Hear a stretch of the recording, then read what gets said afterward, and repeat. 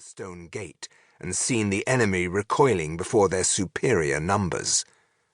And now the bearded ones were clinging to their heels as tenaciously as gnome excrement sticks to your boots. Not that he was frightened of the groundlings. Black water, blood of the perished lands, flowed now in his veins and rendered him immortal.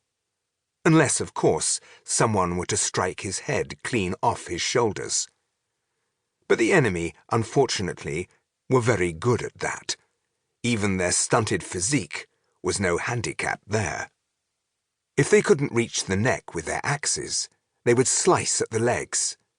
An opponent sunk to his knees was easy to decapitate.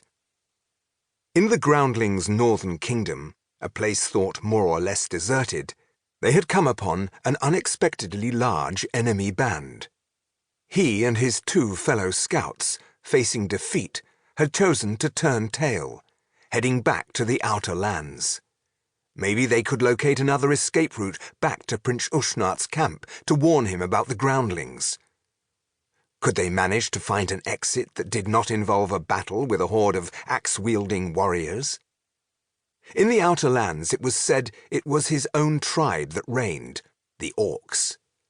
So far he had not come across any, but he wouldn't object to a little support. "It's steamy as wash day. You can't see a thing in this fog," he overheard one of the groundlings complain. It was essential for any self-respecting scout that he be able to understand the language spoken by the enemy. "You'd think the wretched fog itself was wanting to help the swine." Gronsha objected to the term swine. It was an insult indeed to be called a pig by that barrel-sized runt of a creature. Pigs were all right to eat, but they were nothing much to look at. And he, after all, was well built, twice the size of one of those beard faces. Instinctively he tensed his muscles in anger.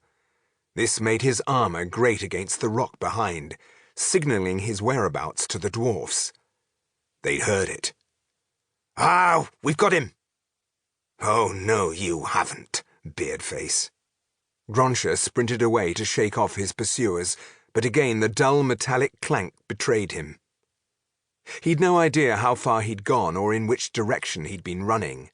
And where on earth were his companions? He only knew that it was dark all around him. Was he in a cave? He pressed up against the nearest wall, holding his breath to listen out for the enemy. "Halt!" one of them ordered quite close. He could hear the creak of boots as his pursuer stood still. "Can you hear him?" No answer. Gronsha gave an evil grin. So the groundlings were as helpless in this fog as he was himself. Carefully he sniffed the air, noting his opponent's position by the unmistakable smell.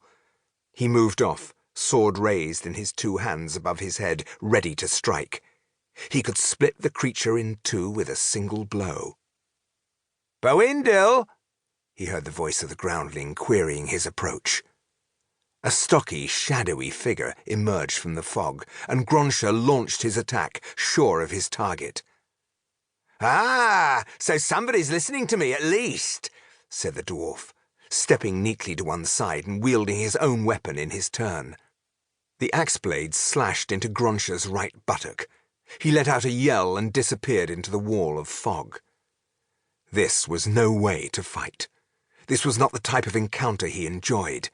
This accursed fog. He decided to retreat rather than stumble around hoping for a chance hit before one of them managed to strike him again. The wound on his backside was quickly closing up. The black immortality draught that he had been taking would heal him instantaneously, though the cut had been in a sensitive and undignified area. Typical of those devious groundlings. They would always avoid honorable combat and sneak off and hide in their strongholds and caves. Gronsha turned and headed back through the thick mist. Behind him he heard the screams of a dying orc felled by a groundling. The ghastly sound curdled his blood. He caught sight of a small figure backing into view through the mist. Without pause for thought, he raised his weapon and smashed the blade right down on the enemy's helmet.